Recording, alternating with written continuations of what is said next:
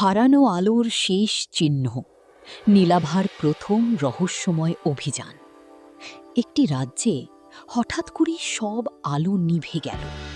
রাস্তাঘাট, বন, এমনকি আকাশও যেন অন্ধকারে ঠেকে গেল। কেউ জানে না আলো কোথায় গেল। ছোট্ট রাজকন্যা নীলাভা জঙ্গলের পথে দাঁড়িয়ে আছে। তার চোখে কৌতূহল আর মনে অদ্ভুত এক টান। তার পাশে উঠছে টুকুটিয়া। টুকু টুকু জানি, টুকু জানি কোথাও একটা রহস্য আছে।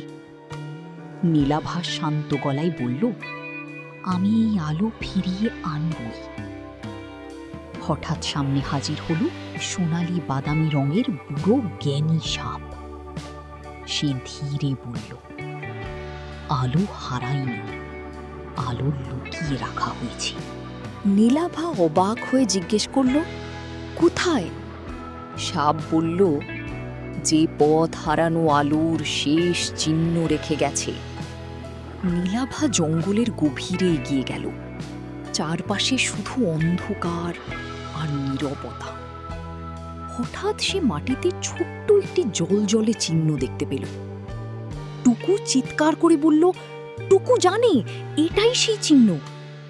নীলাভা বুঝে গেল, এটাই হারানো আলোর শেষ চিহ্ন।